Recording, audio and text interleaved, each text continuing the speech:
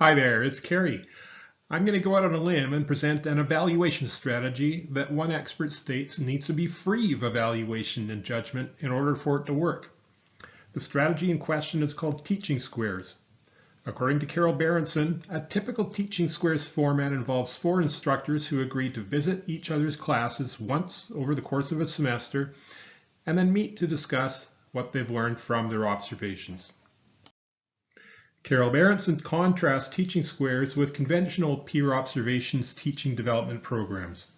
Whereas conventional peer observation programs emphasize the giving and receiving of critical, evaluative feedback amongst colleagues, teaching squares involve individual instructors reflecting on what can be learned about one's own teaching by observing colleagues.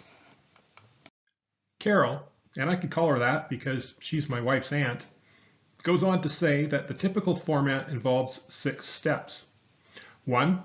An initial meeting at which time square participants set goals and expectations and establish an observation schedule. 2. Preparations for observations, with square participants sharing and reviewing course outlines and other pertinent information and selecting note-taking tools. 3. Classroom visits, with each participant visiting the other 3 participants' classes and taking observational notes. 4. An optional debriefing meeting featuring the observee reflecting on their teaching and the observer sharing preliminary observations. 5. Reflections, which involves writing down one's observations following each class visit. And 6. A wrap-up square share meeting, with each participant sharing with colleagues what they've learned about their own teaching from watching others.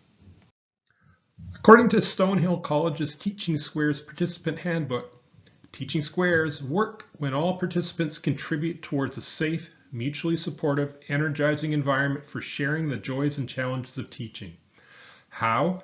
By buying into the cornerstones of teaching squares. These are reciprocity and sharing responsibility, with each participant playing the role of observer and observee.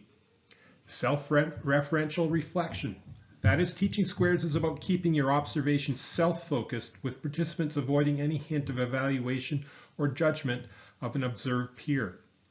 Appreciation. With teaching squares an opportunity to identify and celebrate the behaviors and practices that create a productive environment for learning.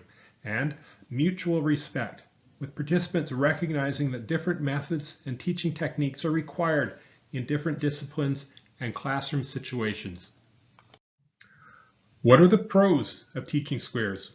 From an instructor's point of view, these include that teaching squares, in contrast to conventional peer observation programs, provide for a less intimidating way to evaluate one's teaching and a way that is more conducive to open and honest exploration of teaching values and practices. And as noted by James Rem, from an administrator's point of view, teaching squares cost almost nothing.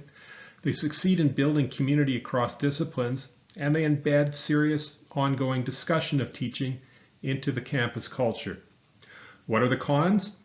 Teaching squares are great, but they don't address all the needs of administrators or individual instructors in terms of evaluating teaching. For instance, as Neil Have has pointed out, teaching squares do not address the desire of instructors to get evaluative feedback on their teaching. And as Carol Berenson has stated, what teaching squares do not do is hold teaching to rigorous, objective, and transparent standards of evaluation. According to Neil Have, however, this is precisely the point of teaching squares. They cannot involve evaluation and judgment as, when exchanges become critical and personal, they can produce defensiveness and suspicion, and that would inhibit the open exchange of ideas and the free sharing of teaching strategies. A couple final observations about teaching squares. First, I like that Durham College's Teaching Squares Handbook indicates that 4 teaching squares participants are ideally coming from different disciplines. To me, only in exceptional circumstances should teaching squares deviate from this ideal. Multidisciplinary participation would seem to provide more diverse observational opportunities and help lead to breaking down silos that exist in post-secondary institutions. And a second observation, why squares? Every resource I found on this non-evaluative evaluation technique are fixated on squares. Why not teaching triangles or teaching pentagons? I put this question to Carol Berenson, who responded by saying that 4 is not particularly special, triangles work well and require less commitment, but if someone drops out, it only leaves 2 participants to debrief. And concerning groups of 5, Carol added that it would be a lot of work. That is, each participant would have to commit to 4 classroom observation sessions. There you have it, teaching squares, or perhaps triangles, or pentagons, or maybe not pentagons. This is an evaluation strategy that needs to be free of evaluation.